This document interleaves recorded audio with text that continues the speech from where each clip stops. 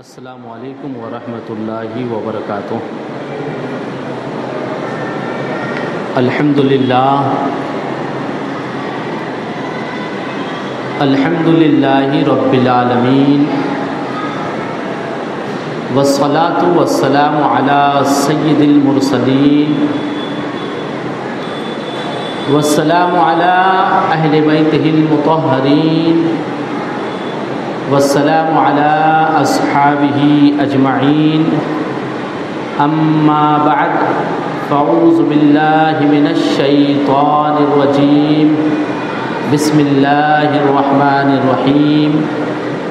قال اللہ تعالی فی القرآن المجید وقرن فی بیوتکن ولا تبرجن تبرج الجاہلیۃ الاولی وَأَقِمْنَا الصَّلَاةَ وَآتِينَا الزَّكَاةَ وَأَطِعْنَا اللَّهَ وَرَسُولَهُ إِنَّمَا يُرِيدُ اللَّهُ لِيُذْهِبَ عَنْكُمُ الرِّجْسَ أَهْلَ الْبَيْتِ وَيُطَهِّرَكُمْ تَطْهِيرًا۔ صدق الله العظيم وبلغنا رسوله النبي الأمين المتين الكريم ونحن على ذلك لمن الشاهدين والشاكرين والحمد لله رب العالمين۔ محترم حاضرین سامعین، آئیے کچھ کہنے سننے سے پہلے ہمارا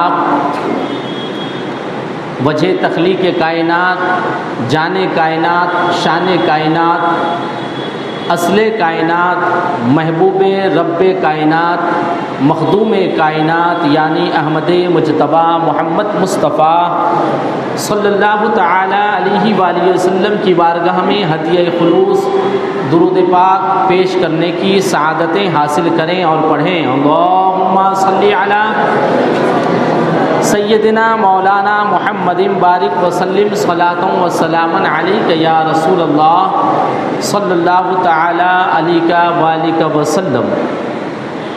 برادران ملت اسلامیہ، حرمت والے مہینوں میں سے محرم الحرام کا مہینہ ہم اور آپ گزارنے کی سعادتیں حاصل کر رہے ہیں۔ آج پہلی تاریخ ہے اور اس دن سے، اس شب سے عالم اسلام میں اہل بیت اطہار، شہداء کربلا، بالخصوص حسنین کریمین کا ذکر خیر کر کے پوری دنیا کے مسلمان جنہیں اللہ نے توفیق دیا سن کے سنا کے فیض سے مالا مال ہوتے ہیں۔ الحمدللہ ہمارا خوش نصیب ہے کہ اللہ رب العزت نے ہمیں بھی ایسے خوش نصیب بندوں میں مقبول جانا اور ہمیں اور آپ کو اہل بیت اطہار، شہداء کربلا کی عظیم شخصیتوں سے متعلق اس نورانی مجلس میں بیٹھنے کا شرف عطا کیا۔ پوری دنیا میں بے شمار انسان بستے ہیں، کتنوں کو کلمہ نصیب نہیں ہے، کتنے کلمہ گو ہیں جنہیں اللہ کے گھروں کے جانب آنا نصیب نہیں ہوتا ہے، پھر اس میں سے کتنے ایسے ہیں جس میں اللہ تعالیٰ اپنے پیارے حبیب کی محبت سے محروم رکھا ہے، پھر اس میں سے کتنے ایسے ہیں کہ جنہیں کچھ بھی بہانے سے شیطان نے اہل بیت اطہار کی مجلسوں سے بھی دور رکھا ہے۔ ہمارا خوش نصیب ہے کہ اللہ نے ہمیں شیطان کے بہکاوے سے بچایا اور اس وقت ہم اور آپ اپنی زندگی کے سب سے حسین لمحات گزار رہے ہیں، سب سے گولڈن ٹائمز اسپینڈ کر رہے ہیں، اس لیے کہ اللہ کے رسول صلی اللہ تعالی علیہ وآلہ وسلم کی حدیث ہے، دنیا کی بہترین جگہ اللہ کا گھر یعنی مسجد ہے، اور اسی طرح سب سے زیادہ ناپسندیدہ جگہ اللہ کے رسول کے نزدیک بازار ہے، جس میں انسان گناہوں میں ملوث رہتا ہے۔ ضرورت کے لیے بازار جانا منع نہیں ہے،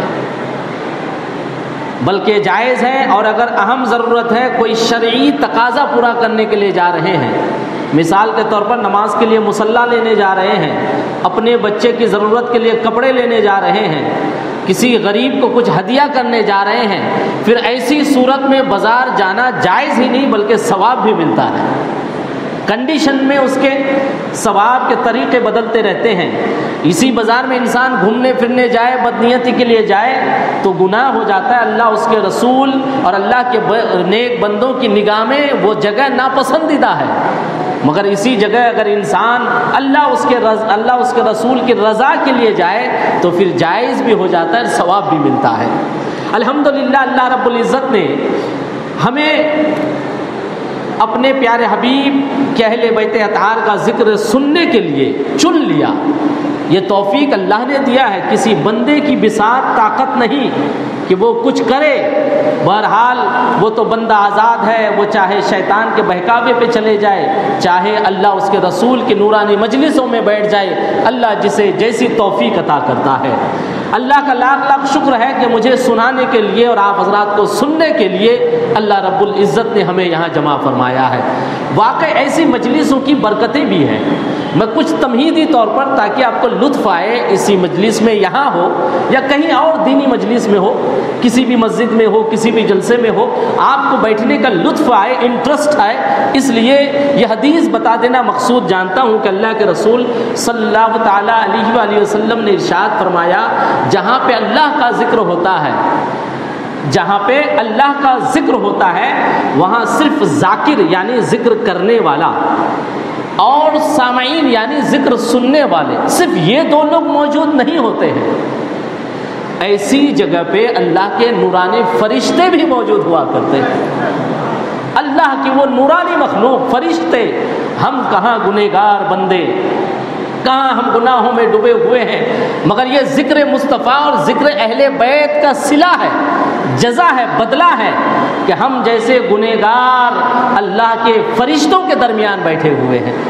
ہماری نگاہ میں وہ طاقت نہیں ہے کہ ہم دیکھ پا رہے ہیں، مگر فرشتے ہمیں دیکھ رہے ہیں۔ آگے حدیث کے الفاظ ہیں، صرف وہ فرشتے بیٹھتے نہیں ہیں بلکہ وہ فرشتے یہاں سے جانے کے بعد اللہ کی بارگاہ میں ایسی مجلس میں بیٹھنے والوں کا ذکر کرتے ہیں۔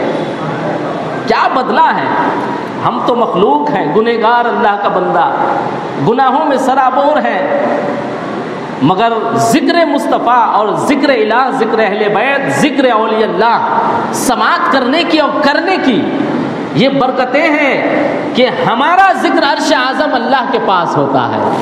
ہم اللہ کا ذکر زمین پہ کرتے ہیں اور نورانی فرشتے ہمارا ذکر جا کے اللہ کی بارگاہ میں کرتے ہیں۔ یہیں تک کہ نہیں، اللہ تعالیٰ ایسے فرشتوں سے بات تکلم فرماتا ہے، گفتگو کرتا ہے۔ رب دو جہاں فرشتوں سے پوچھتا ہے، اے میرے فرشتوں بتاؤ وہ کیا کر رہے تھے؟ تو فرشتے کہتے ہیں، یا اللہ وہ تیری بڑائی کر رہے تھے، تیری تعریف کر رہے تھے، تیرے نیک بندوں کا ذکر کر رہے تھے، سنتے تھے۔ تو اللہ تعالیٰ فرشتوں کو گواہ بنا کر فرماتا ہے کہ اے فرشتوں گواہ ہو جاؤ، میں نے ان کے جمع ہونے کو قبول کر لیا، ان کے ذکر کرنے کو قبول کر لیا، ذکر سننے کو قبول کر لیا، یہاں تک کہ میں نے ان لوگوں کی مغفرت کر دیا۔ ہم اپنی زندگی کے دیکھیے 24 آورز ہوتے ہیں، 24 گھنٹے پرسنل نیڈس میں، ضروریات میں کتنا وقت گزار دیتے ہیں۔ سونے میں ہم میں سے کتنے آفس جاتے ہوں گے، جابس میں جاتے ہوں گے، بزنس مین ہوں گے، بزنس میں جاتے ہوں گے۔ اس میں سے اگر کیلکولیشن کرے کہ ہم نے اس رب کی رضا کے لیے کتنا وقت دیا جس نے ہمیں یہ زندگی عطا کیا، تو میکسیمم لوگوں کا ایسا ہوگا کہ وہ کم سے کم مقدار میں اللہ اس کے رسول کے رضا کے لیے، نماز کے لیے، اس کا ذکر کرنے سننے کے لیے وقت گزرتا ہوگا۔ الحمدللہ یہ امام حسین کا صدقہ ہے کہ ان کے مہینے کے آمد ہوئی، ماہ محرم کی برکت ہے کہ اللہ تعالیٰ نے ہمیں ایسی خوش نصیبی سے نواز دیا، نہیں تو ہم بھی یہاں وہاں بھٹکتے ہوتے اس وقت۔ یہ بہانے سے، امام حسین کے بہانے سے، ماہ محرم کے بہانے سے، اہل بیت اطہار کے بہانے سے، ان کی یاد سے، ان کی محبت میں اللہ رب العزت نے ہمیں یہاں جمع کرنا پسند فرما لیا۔ واقعی اہل بیت اطہار، چونکہ محرم الحرام کا مہینہ ہے، اس مہینے میں پوری دنیا میں خطاب ہوتا ہے اہل بیت اطہار کا، اطہار کی ذات کے اوپر۔ محرم الحرام کی مجالس آپ حضرات سماعت کرتے ہوں گے، مگر سنی مسلم چھوٹا قبرستان وقف کہ پریسیڈنٹ متولی حضرت علامہ مولانا سید معین الدین اشرف الاشرفی الجیلانی المعروف معین میاں صاحب کے حکم سے الحمدللہ آپ کی اس مسجد میں 10 روزہ ذکر اہل بیت و شہداء کربلا کا یہ پروگرام منعقد ہوگا۔ حزب خواہش سنی مسلم چھوٹا قبرستان کے ٹرسٹی محترم جناب اسلم لاکھا صاحب کے، ان کی بھی پسند رہی اور خواہش رہی اور حضور معین میاں صاحب کا مجھے حکم ہوا اور یہ انتظامات آپ ملاحظہ فرما رہے ہیں۔ کس زبان سے ہو بیان مدح و شان اہل بیت، کس زبان سے ہو بیان مدح و شان اہل بیت، مدح گوئے مصطفیٰ ہے مدح خوان اہل بیت۔ اور ان کے گھر بے اجازت جبرائیل بھی آتے نہیں۔ کن کا ذکر کرنے جمع ہوئے ہیں؟ پہلے پکڑیے، اہل بیت کا ذکر کرنے سننے جمع ہوئے ہیں۔ میں آج آپ حضرات کو بتاؤں گا کہ اہل بیت کون لوگ ہیں، ان کا انٹروڈکشن کروں گا۔ شعر سنیے کہ ان کے گھر یعنی اہل بیت اطہار کے گھر، ان کے گھر بے اجازت جبرائیل بھی آتے نہیں۔ تھوڑا سمجھانے کے لیے لے کے چلتا ہوں کہ ہماری دنیا کا ایک دستور ہے، ہمارے ریلیٹیوز میں اگر سب سے بڑا کوئی نامچین مالدار عزت وقار والا آدمی ہے گھر میں آ جائے تو سینہ چوڑا ہو جاتا ہے۔ میرے گھر میں تو وہ آئے، علاقے کا ایم ایل اے آ جائے، ایم پی آ جائے اور پردھان منتری جی آ جائیں تو پھر اس صاحب کا کیا کہنا، سینہ چوڑا ہو جائے۔ اسی طرح امام صاحب گھر پہ آ جائے، مذہبی روحانیت وہ لگاؤ، اس کے بعد اپنے پیر صاحب آ جائے، وقت کے بہت بڑے مجدد فقی آ جائے، واقعی سینہ چوڑا ہو جاتا ہے، فخر ہو جاتا ہے۔ اور اللہ والوں کی آمد پہ فخر ہونا بھی چاہیے، ان کی قربت ان کی نسبت پانے کی وجہ سے انسان کو فخر ہونا بھی چاہیے، تو سینہ چوڑا ہو جاتا ہے۔ میں پوچھتا ہوں سید الملائکہ جبرائیل امین کون ہے؟ سید الملائکہ، تمام فرشتوں کے سردار۔ فرشتے کون ہیں؟ اللہ کے نورانی مخلوق جو معصوم ہے۔ فرشتے کون مخلوق ہے اللہ کی؟ وہ معصوم ہے، وہ ہمیشہ اللہ کی عبادت میں رہتے ہیں، ان کی کوئی پرسنل نیڈز نہیں ہے، ضرورت نہیں ہے، وہ ہمیشہ اللہ تعالیٰ کی تسبیح و تحلیل کرتے رہتے ہیں۔ وہ نورانی مخلوق ہے اور اس مخلوق کے سردار ہیں جبرائیل امین۔ وہ جبرائیل امین کا مقام ہے، وہ جبرائیل امین کا مقام، اور وہ جبرائیل امین سید الانبیاء کے گھر پہ بنا اجازت آتے نہیں۔ پھر میرے نبی کے گھر کا کیا مرتبہ ہے، میرے نبی کے گھر والوں کا کیا مرتبہ ہے، جن کے گھر سید الملائکہ جبرائیل وداؤٹ پرمیشن نہیں آتے۔ شاعر کہتے ہیں کہ جن کے گھر بے اجازت جبرائیل بھی آتے نہیں، قدر والے جانتے ہیں قدر و شان اہل بیت، قدر والے جانتے ہیں قدر و شان اہل بیت۔ اور بے ادب گستاخ فرقے کو سنا دے اے حسن، بے ادب گستاخ فرقے کو سنا دے اے حسن، یوں بیان کرتے ہیں سنی ذکر و شان اہل بیت، یوں بیان کرتے ہیں سنی ذکر و شان اہل بیت۔ محترم حضرات، میں نے جس آیت مقدسہ کی تلاوت کی ہے سورہ احزاب کی آیت ہے، یہ آیت اللہ رب العزت نے اپنے پیارے حبیب صلی اللہ تعالیٰ علیہ وسلم کے گھر والوں کی شان میں نازل فرمایا۔ چنانچہ رب دو جہاں ارشاد فرماتا ہے وَقَرْنَ فِي بُيُوتِكُنَّ وَلَا تَبَرَّجْنَ تَبَرُّجَ الْجَاهِلِيَّةِ الْأُولَى وَأَقِمْنَ الصَّلَاةَ وَآتِينَ الزَّكَاةَ وَآتِينَ اللَّهَ وَرَسُولَهُ، اور اپنے گھروں میں ٹھہری رہو۔ اللہ کے رسول کے گھر کے ازواج مطہرات کو اللہ رب العزت مخاطب ہے کہ اپنی گھروں میں ٹھہری رہو، باہر نہ نکلو اور نماز قائم کرو اور زکوٰۃ ادا کرو، اللہ اس کے رسول کی اطاعت کرو۔ اللہ تعالیٰ اپنے پیارے حبیب کے گھر والوں کو حکم دے رہا ہے۔ آگے ارشاد فرماتا انما یرید اللہ لیذھب عنکم الرجس، بے شک تاکید کے ساتھ کہ اللہ تعالیٰ چاہتا ہے کہ وہ اہل بیت سے رجس کو، ناپاکی کو، گناہوں کو دور فرما دے، یہ اللہ کی خواہش ہے، اور تمہیں خوب خوب پاک کر دے۔ یہ خطاب کون کر رہا ہے، کن سے کر رہا؟ رب دو جہاں، خالق دو جہاں کر رہا ہے، حضور کے گھر والوں سے خطاب کر رہا ہے۔ اللہ رب العزت اپنی خواہش پیش فرما رہا ہے کہ اللہ تعالیٰ چاہتا ہے کہ اے نبی تیرے گھر والوں سے نجاستوں کو دور کر دے اور انہیں خوب خوب پاک کر دے۔ اب آئیے سمجھتے ہیں کہ احادیث کریمہ کے نظریے سے کہ حضور کے گھر والے کون ہیں۔ گھر میں بہت سے قریبی ہوتے ہیں، تو گھر والے سے کیا مراد ہے؟ ایک حدیث جو قرآن مقدس کی آیت ہے وَاذْكُرْنَ مَا يُتْلَى فِي بُيُوتِكُنَّ، اس سے سید المفسر القرآن حضرت عباس رضی اللہ تعالیٰ عنہ کی روایت ہے کہ اس سے مراد گھر کی ازواج مطہرات ہے، جنہیں رب دو جہاں اللہ اس کے اطاعت کا حکم دے رہا ہے اور کہہ رہا ہے کہ اللہ چاہتا ہے کہ تم سے نجاست کو دور کر دے اور خوب خوب پاک کر دے۔ یہ ایک قول ہے کہ اس سے مراد ازواج مطہرات ہے، مگر اس کے علاوہ اور بھی دوسرے اقوال ہیں۔ احادیث کریمہ ہے، حضرت عائشہ صدیقہ رضی اللہ تعالی عنہا سے روایت ہے، مشکات شریف کی حدیث ہے، مناقب اہل بیت بیان میں یہ مذکور ہے۔ آپ فرماتے ہیں آپ فرماتی ہیں کہ نبی کریم صلی اللہ علیہ وسلم عن عائشہ قالت خرج النبی صلی اللہ علیہ وسلم غداۃ وعلیہ مرط مرحل من شعر اسود فجاء الحسن بن علی فدخله ثم جاء الحسین فدخل معه ثم جاءت فاطمہ فدخل السلام علیکم۔ نعرہ تکبیر، نعرہ رسالت، سادات کرام، شہزادہ حضور شہید راہ مدینہ حضرت سید حسین میاں صاحب قبلہ، نعرہ تکبیر، نعرہ رسالت، تشریف رکھیں آپ حضرات۔ سبحان اللہ، ہماری خوش نصیبی ہے جن لوگوں کا ذکر کرنے سننے کے لیے جمع ہوئے ہیں، انہی کے گھر والوں میں سے ایک فرد ہمارے درمیان تشریف فرما ہے۔ ہم سماعت کریں گے جن کے گھر کا ذکر اسی ذات گرامی کی زیارت سے بھی مستفیض ہوں گے۔ اہل بیت اطہار کون ہے؟ اس کے تعلق سے 2-3 حدیث سے سماعت کیجئے تاکہ اہل بیت اطہار جس کو اللہ تعالیٰ جس کے لیے اللہ چاہتا ہے کہ ان سے نجاست کو دور کر دے اور خوب خوب پاک کر دے، وہ اہل بیت اطہار ہیں۔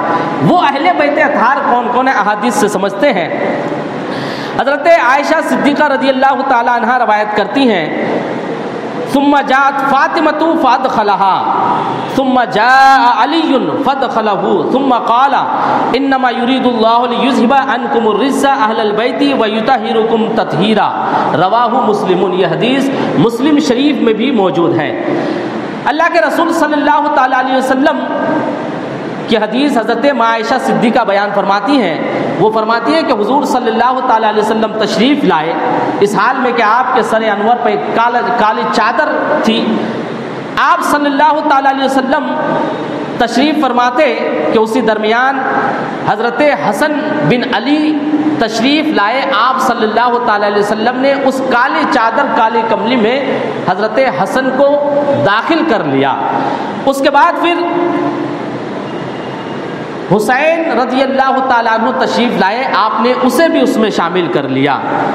ثم دخل معه، پھر اس کے بعد حضرت مولا علی تشریف لائے، آپ نے اسے بھی شامل کر لیا۔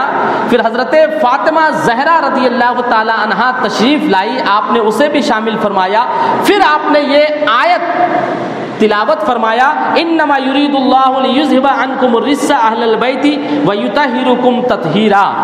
اس حدیث سے مسلم شریف مشکات شریف کے حدیث سے صاف واضح ہو گیا کہ اہل بیت اطہار کا جو اجمالاً قرآن مقدس میں ذکر ہے، جسے پاک کرنے کے لیے اللہ تعالیٰ چاہتا ہے، جس سے نجاست کو دور کرنے چاہتا ہے، جس سے گناہوں کو خطاؤں کو دور کرنے چاہتا ہے، وہ اہل بیت اطہار ہے۔ اور اس حدیث سے صاف ظاہر ہو گیا کہ اس اہل بیت اطہار میں حضرت امام حسن ہے، حضرت امام حسین ہے، حضرت علی مرتضیٰ ہے اور حضرت فاطمہ زہرا رضی اللہ تعالی عنہا ہے۔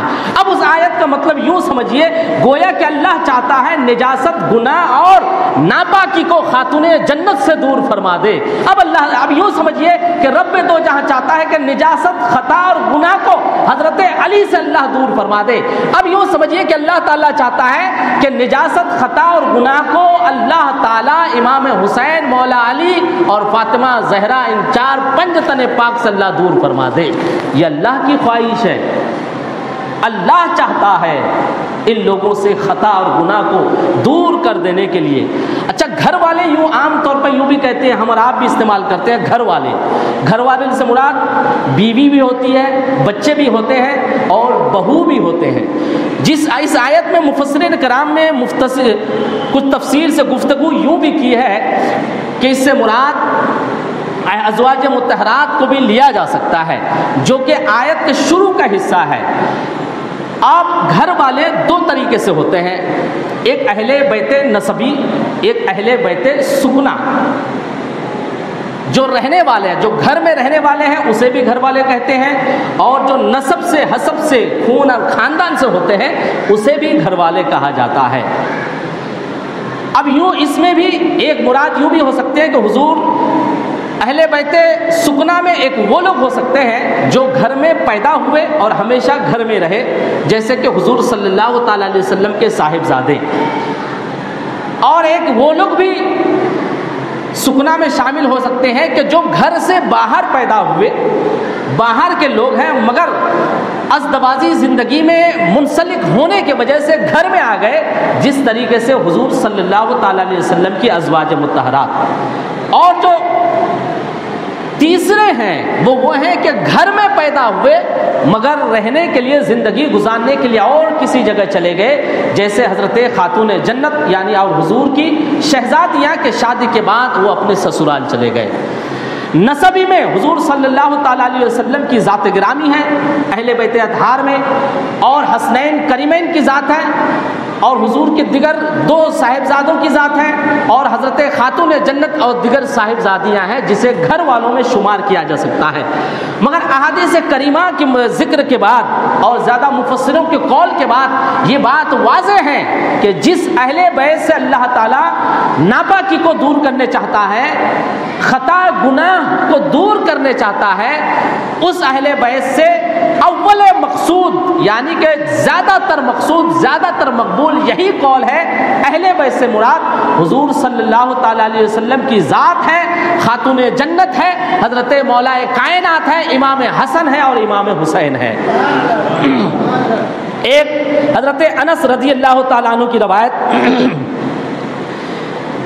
ان رسول اللہ صلی اللہ تعالیٰ علیہ وسلم کانا یمر بباب فاطمہ ستۃ اشہر اذا خرج لصلاۃ الفجر یقول یا اہل البیت انما یرید اللہ لیذہب عنکم الرجس اہل البیت ویطہرکم تطہیرا۔ حضرت انس رضی اللہ تعالیٰ عنہ کی اس حدیث کا مفہوم یہ ہے کہ اہل بیت اطہار سے مراد یہ چار لوگ ہیں، حضور کی ذات گرامی ہے۔ اس کی دلیل یہ ایک حدیث ہے کہ حضور صلی اللہ تعالیٰ علیہ وسلم حضرت خاتون جنت کے گھر سے فجر کے وقت جب بھی جاتے تو آپ اس آیت کا تلاوت کرتے، تو مفسرین فرماتے ہیں کہ حضور کا حضرت خاتون جنت کے گھر سے جاتے وقت آیت تطہیر کا ذکر کرنا، تلاوت کرنا اس بات کی دلیل ہے کہ جس اہل بیت سے رب دو جہاں خطاؤں کو، گناہوں کو دور فرمانا پسند فرماتا ہے، وہ خاتون جنت کا گھر ہے۔ یہ بھی ایک مقصد ہے، اس سے اہل بیت اطہار مراد ہے۔ ایک حدیث اور سماعت کیجئے تاکہ آپ کو اطمینان ہو جائے کہ آیت تطہیر جس کی شان میں نازل ہوئی، کیونکہ قرآن میں اہل بیت ہے، نہ امام حسن کا نام ہے، نہ امام حسین کا نام ہے، نہ مولا کائنات کا نام ہے، نہ حضرت خاتون جنت کا نام ہے، تو اہل بیت سے مراد کون لوگ ہیں؟ اس تعلق سے قرآن کو سمجھنے کے لیے ہمیں احادیث رسول کا سہارا لینا ہے، حضور کی زندگی کو دیکھنا ہے، احادیث کریمہ کو سمجھنا ہے، کیونکہ قرآن بنا رسول کے بولے سمجھائے دنیا کا کوئی شخص سمجھ ہی نہیں سکتا ہے۔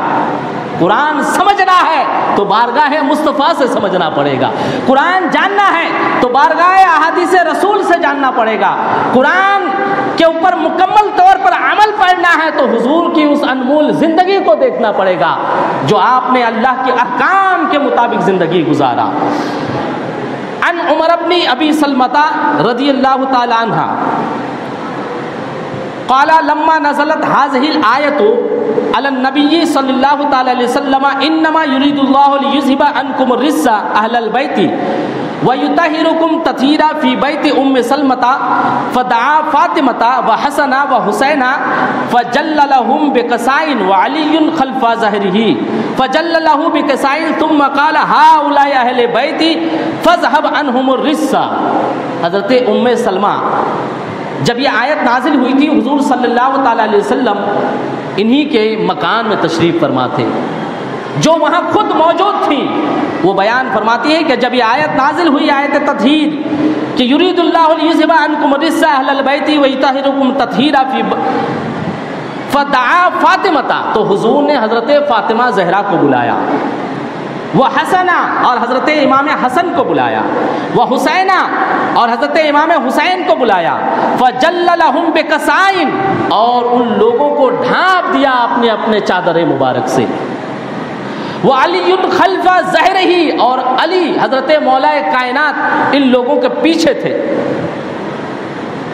فجللہ بکسائن، پھر حضور نے حضرت مولا کائنات پہ بھی اپنے چادر کو ڈال دیا، اور پھر حضور نے فرمایا رب دو جہاں سے ہؤلاء اہل بیتی فاذھب عنہم الرجس، اے رب دو جہاں، اے خالق دو جہاں، تو چاہتا ہے، تیرا ارادہ ہے کہ اہل بیت اساد سے نجس کو، ناپاکی کو، گناہوں کو دور فرما دے، اے رب دو جہاں میں بھی تجھ سے دعا کرتا ہوں کہ تو نجاست کو، خطاؤں کو، گناہوں کو دور فرما دے اہل بیت سے، اور ہاں یہ میرے ساتھ علی ہے، یہ اہل بیت سے ہے، یہ میرے ساتھ حسن ہے، یہ اہل بیت سے ہے، یہ میرے ساتھ حسین ہے، یہ اہل بیت سے ہے، یہ میرے ساتھ فاطمہ ہے، یہ اہل بیت سے ہے، اے رب دو جہاں تو ان لوگوں سے خطاؤں کو، نجسوں کو، گناہوں کو دور فرما دے۔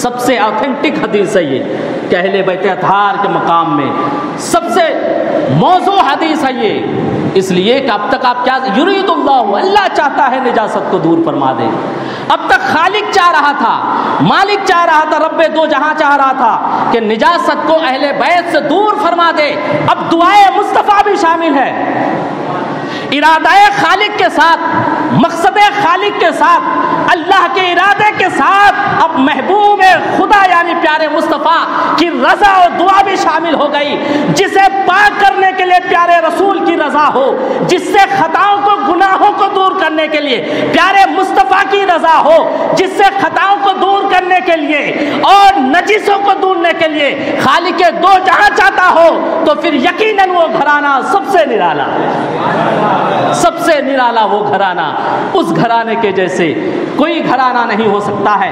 اسی لیے فاضل بریلوی رضی اللہ تعالیٰ عنہ ارشاد فرماتے ہیں، تیری نسل پاک میں ہے بچہ بچہ نور کا، تیری نسل پاک میں ہے بچہ بچہ نور کا، تو ہے عین نور، تیرا سب گھرانہ نور کا۔ درود پاک پڑھی، اللہم صلی علی سیدنا مولانا محمد بارک وسلم، صلاۃ و سلام علیک یا رسول اللہ صلی اللہ تعالی علیہ وآلہ وسلم۔ محترم حضرات، قرآن مقدس کی آیت تطہیر جو اہل بیت اطہار کی فضیلت میں نازل ہوئی، رب کی خواہش، رب چاہتا ہے جس گھرانے سے پاکی کو دور کرنا، اس گھرانے سے مراد مقصود کون ہے؟ احادیث کریمہ سے آپ نے سماعت کیا۔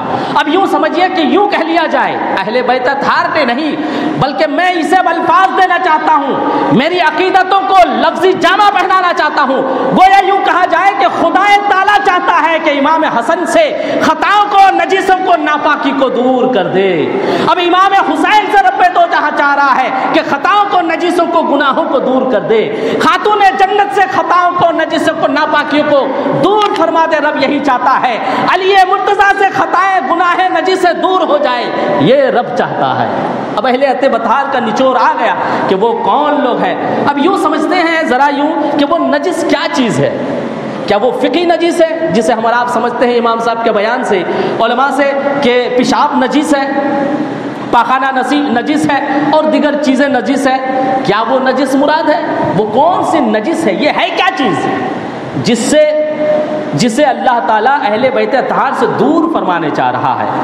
نجس سے مراد، الحاصل میں بہت تیزی کے ساتھ کہہ رہا ہوں کہ نجس سے مراد اتفاق کے طور پر پورے علماء کا یہ قول ہے کہ نجس سے مراد یہ نجس تو ہے ہی ہے جو ہم اور آپ سمجھتے ہیں، اس سے مراد یہ بھی ہے کہ کوئی ایسا عمل جس سے رب ناراض ہو اسے نجس کہتے ہیں، ایسا عمل، ایسا کام جس سے شریعت مصطفیٰ کے خلاف ہو، اللہ رب العزت کی مرضی کے خلاف ہو، اللہ رب العزت کے رضا کے خلاف ہو، جسے اللہ اور اس کے رسول ناپسند کرتے ہو، اسے خطا اور ایسی خطائیں، ایسی ناپاکیاں مراد ہے جسے اللہ تعالیٰ اہل بیت اطہار سے دور کرنا مقصود جانتا ہے۔ ارادہ کرتا ہے۔ اب بتائیے امام حسن امام حسین اہلیہ فاطمہ خاتون جنت کی زندگی پہ، حیات پہ کچھ لوگ، کچھ بدبخت، کچھ شیطان کے غلام، کچھ جہنم کے مستحق اللہ کے نافرمان بندے آپ کے حیات مبارک کے کچھ بعض ایام پر، کچھ فیصلوں پر، کچھ باتوں پر انگشت نمائی کرتے ہیں۔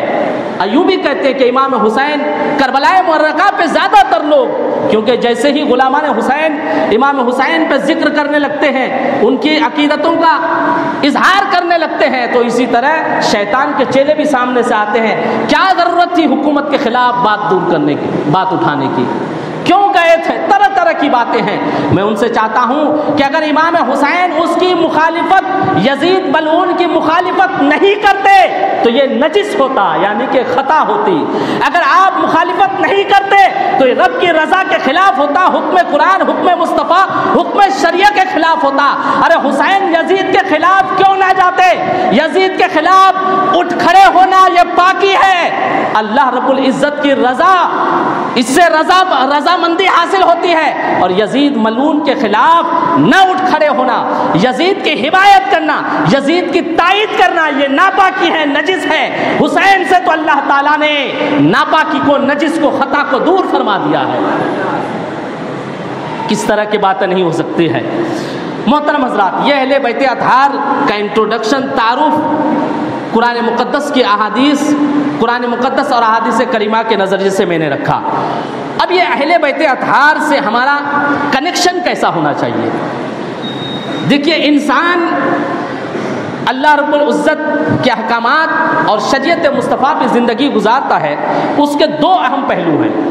ایک پہلو تو یہ عملیات پہ ہے، عملیات پہ ہے۔ دوسرا پہلو جسے کہتے ہیں حقوق العباد، حقوق اللہ۔ ایک تو حقوق اللہ، اللہ کا حق ہے بندوں پر، نماز، روزہ، جو صاحب نصاب حج کرے، زکوٰۃ دے، یہ اللہ کا حق ہے بندوں پر۔ اس سے اگر انسان کبھی کبھار غفلت برت لے تو اللہ تعالیٰ معاف بھی فرما دے۔ اللہ کا حق نہیں ادا کیا تو اللہ معاف فرما دے۔ دوسرا ہے حقوق العباد، اور حقوق العباد کا مین اسٹرکچر کہیے، سب سے زیادہ تو اول مقصود ہے حقوق العباد میں دے وہ ذات مصطفیٰ کی تعظیم کرنا، عزت کرنا۔ سارے دنیا کے لوگوں کے حقوق کو ایک طرف رکھ دیجئے اور پیارے مصطفیٰ سے عشق کرنا، محبت کرنا، اہل بیت اطہار سے محبت کرنا، یہ سارے حقوق کا نچوڑ ہے۔ ایک پلے میں پوری دنیا کے لوگوں کے حقوق، ایک پلے میں اہل بیت اطہار کے حقوق۔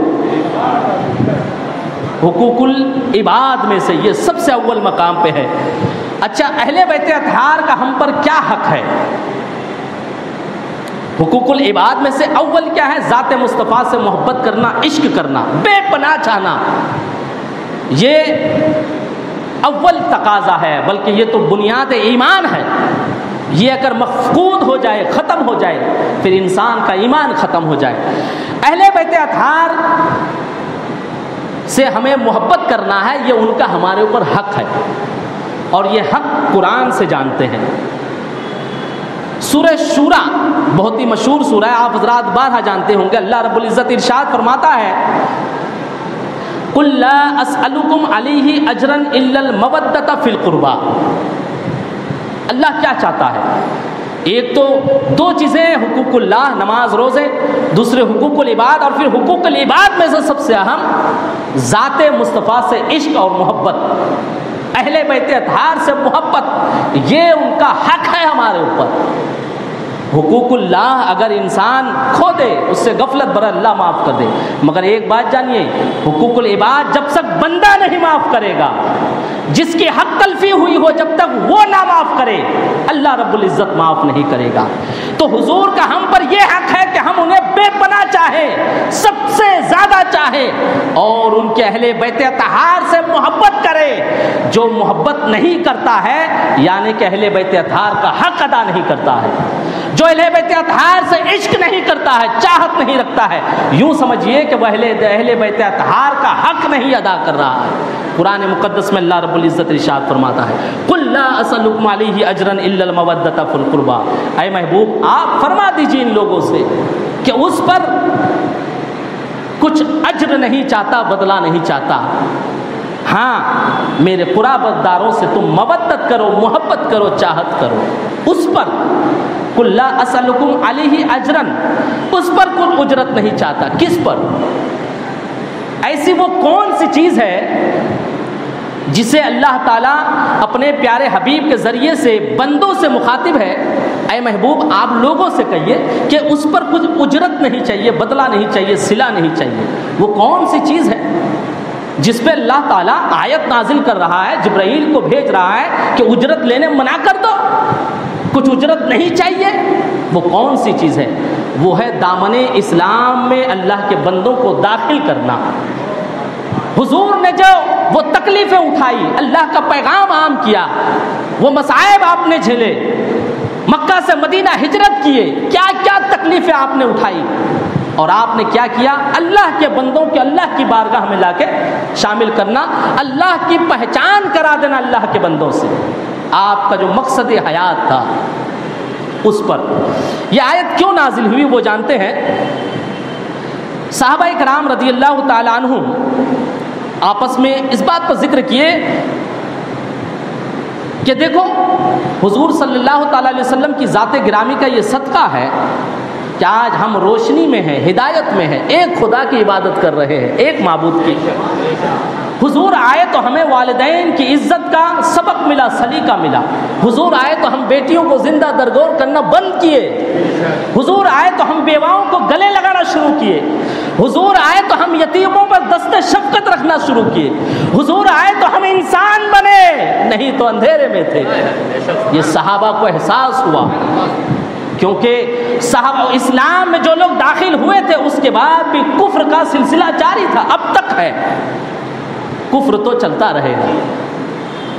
تو صحابہ کرام کو احساس ہوا حضور نہ ہوتے تو یہ کچھ نہ ہوتا، یہ رانائیاں نہ ہوتی، یہ روشنی نہ ہوتی، ہم انسان نہ ہوتے، ایک خدا کی ہمیں پہچان نہ ہوتی، ہمیں والدین کریمین کی تعظیم کا سلیقہ نہ آتا، ہمیں اپنے بچوں کو زندہ درگور نہ کرنے کا سبق نہ ملتا، ہم چھوٹوں کو ستانا نہ بند کرتے، ہم کالے گورے غلام اور آقا میں تفرق کرنا بند نہ کرتے۔ یہ جو کچھ ہے حضور کا صدقہ ہے، حضور نے ہمارے لیے کیا کیا کیا، یہ جو کچھ ہے ہماری زندگی میں بھی آج جو کچھ ہے، آج بھی کتنے بد نصیب ہے، کہاں کہاں سر ٹیکتے ہوئے نظر آتے ہیں، کہاں کہاں جاتے ہوئے نظر آتے ہیں، کیسی کیسی ریت روایتیں ہیں دنیا میں۔ آپ ہسٹری اٹھا کے دیکھیے، محمد بن قاسم کا دور پڑھیے، ہندوستان کے وہ ادوار پڑھیے، وہ ہسٹری پڑھیے 1400 سال پہلے کی، کیا ماحول تھا، ہندوستانی نہیں پوری دنیا کی کیا ریت روایتیں تھیں، انسان کس قدر اللہ کی بارگاہ سے ہی بھٹکے ہوئے نہیں تھے، بلکہ انسان تو اپنے آپ میں انسان ہی نظر آ رہا تھا۔ جو کچھ دیا، جو کچھ ملا حضور کے صدقے میں ملا، ہمیں حضور کے صدقے میں ملا ہے، اللہ نے توفیق عطا کیا ہے کہ ہم ان کی غلامی میں داخل ہیں اور ان کا ذکر کر رہے ہیں اور احسان مند ہے اور اللہ اس کے رسول کا شکر ادا کر رہے ہیں۔ اس کے علاوہ بھی جن لوگوں کو جو کچھ ملا ہے، جس طرح وہ خالق ہے سبھی کا، اسی طرح یہ رحمت ہے سبھی کے لیے، سب کچھ سب کے لیے جو ملا ہے حضور کے صدقے، یہ ذکر ہو رہا تھا۔ تو صحابہ نے پوچھا کیوں نہ حضور کی بارگاہ میں کچھ نظر پیش کیا جائے، کچھ ہدیہ پیش کیا جائے، کچھ دیا جائے، حضور نے اتنا ہمارے لیے کیا، ہم نے کیوں آپس میں کچھ جمع کر کے حضور کی ضروریات کے لیے کچھ نذرانہ ہدیہ، کچھ ضرورت کی چیزیں پیش کر دیں کہ حضور کا ہم پر ایک احسان ہے، ہم بھی تھوڑا آدھا کچھ پیش کر دیں۔ دیکھیے جو اس پر آیا تھا نا، کیونکہ صحابہ کرام ہدیہ دینے کے ارادے سے پہلے ان احسانات کو گنائے تھے کہ حضور اسلام دیے، حضور کے احسانات ہیں، یعنی کہ اسلام کی تبلیغ وجہ ہے، اس پر کچھ بھی لینے سے اللہ نے منع کر دیا۔ حضور نے جو تبلیغ اسلام کیا اور اس کے بدلے میں صحابہ دے رہے تھے اس کے ذکر کے بعد، تو اللہ نے آیت نازل اتار دیا، اے محبوب آپ اپنے صحابہ سے کہہ دیجئے میں نے جو تمہیں ایک خدا کی عبادت کرنے کا ڈھنگ بتایا مجھے کچھ نہیں چاہیے. میں نے جو تمہیں اندھیروں سے نکال کر اجالے میں لایا, مجھے کچھ نہیں چاہیے. میں نے جو تمہیں انسان بنایا, مجھے کچھ نہیں چاہیے. میں نے جو بزرگوں کے تعظیم و تکریم کا صلہ بتایا, مجھے کچھ نہیں چاہیے. میں نے جو تمہارے ماں کے قدموں میں جنت لا کے رکھ دیا, مجھے کچھ نہیں چاہیے. میں نے جو یتیموں کی پرورش کرنے کے بدلے تمہیں جنت میں اعلیٰ مقام دکھایا, مجھے کچھ نہیں چاہیے. میں نے جو تمہیں مظلوم, بے کس, بے سہارا غریبوں کی مدد کا ڈھنگ طریقہ دیا, مجھے کچھ نہیں چاہیے. اب محبوب چاہ رہا ہے, اللہ چاہ رہا ہے. حضور سے دیکھ, خواہش خالق ہے, یہ رسول اللہ کی خواہش نہیں ہے کہ مجھے کچھ نہیں چاہیے اور میرے قرابت داروں سے محبت کرو. اللہ کے بعد ہے کوئی؟ اللہ کی ذات خدا کے پاس تو دین کچھ نہیں ہے, اور وہ خالق ہے, کریٹر ہے.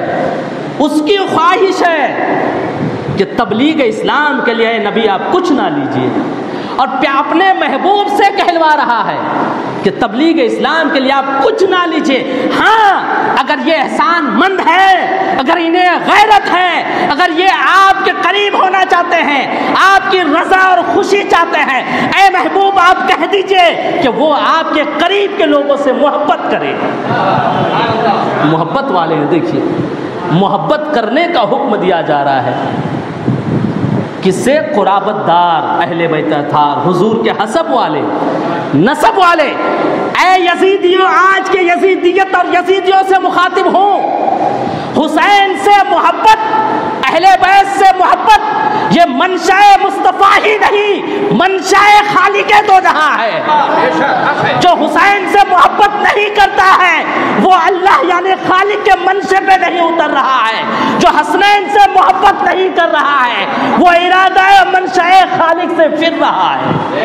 یہ اللہ کا ارادہ, اللہ چاہتا ہے, کیونکہ حضور چاہتے تو ایسے ہی فرما دیتے. رب حضور سے مخاطب ہے, حضور سے کہلوایا جا رہا ہے امت سے, اس پر کچھ نہیں لو.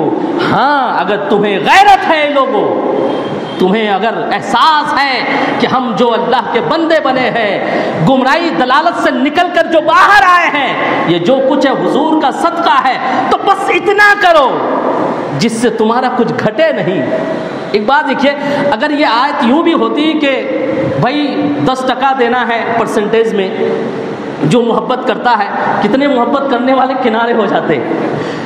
20% دینا ہے ٹوٹل پرسنٹیج میں سے, کتنے کنارے ہو جائے. یہ دیکھو خالق دو جہاں نے فری میں رکھ دیا محبت کو, فری میں, کچھ نقصان نہیں ہے. یہ نہیں کہا کہ اپنے بچوں سے نہ محبت کرو, ان سے کرو. یہ نہیں کہا کہ اپنے گھر والوں سے محبت نہ کرو, ان سے کہو. یہ نہیں کہا کہ تم اپنی پسند سے, جائز پسند سے محبت نہ کرو, ان سے کہو.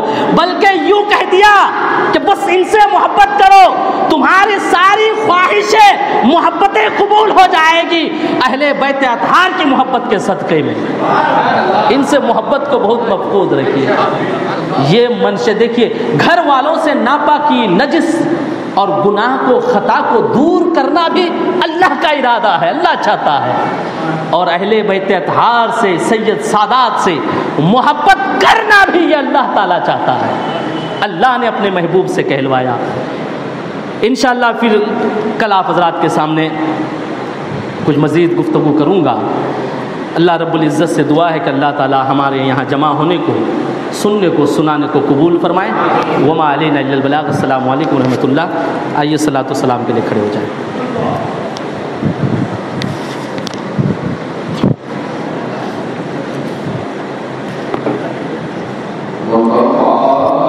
جانے رحمت پہ لاکھوں سلام مصطفیٰ, جانے رحمت پہ لاکھوں سلام, شمع بز میں ہدایت پہ لاکھوں سلام. کتنے بکھرے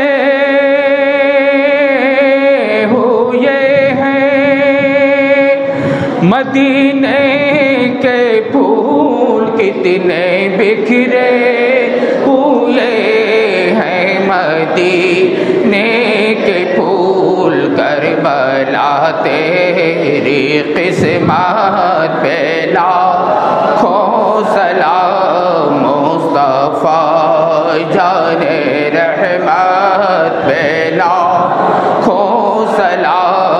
شمع بز میں ہدایت پھیلا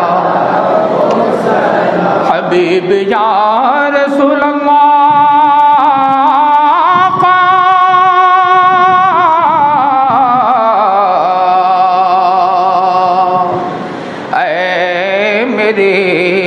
مولا کے پیارے نور کی آنکھوں کے تارے اب کسے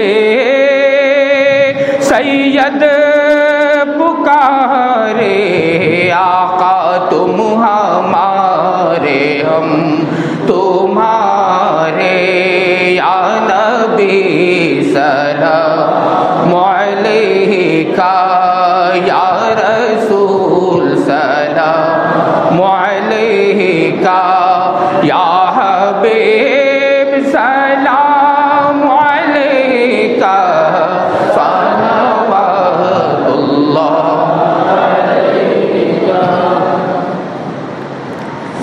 الصلاۃ والسلام علیک یا رسول اللہ الصلاۃ والسلام علیک یا حبیب اللہ اللہم صلی علی سیدنا مولانا محمد بارک وسلم صلاۃ والسلام علیک یا رسول اللہ صلی اللہ تعالی علیہ وآلہ وسلم یا اللہ یا رحمان یا رحیم اے کریم پاک پروردگار عالم مولا ہم لوگ اس جگہ تیرا ذکر کرنے تیرے نبی کے گھر والوں کا ذکر کرنے سننے بلکہ تلاوت کلام پاک کے لیے جمع ہوئے مولا ہمارے جمع ہونے کو تلاوت کرنے کو ذکر کرنے کو سننے کو مولا تو قبول فرما آمین یا اللہ ذکر اہل بیت کے صدقے طفیل مولا تو ہم تمام لوگوں کے تمام مقصد کو پوری فرما آمین یا اللہ ہم میں سے جو پریشان حال ہے ان کی پریشانی کو دور فرما آمین جو بے روزگار ہیں انہیں روزی کے ذرائع سبیل و اسباب عطا فرما آمین یا اللہ ہمیں حلال اور جائز کمائی کرنے کی توفیق و رفیق عطا فرما آمین یا اللہ ہم میں سے جو مقروض ہیں انہیں قرض سے سبکدوش ہونے کی توفیق و رفیق عطا فرما آمین یا اللہ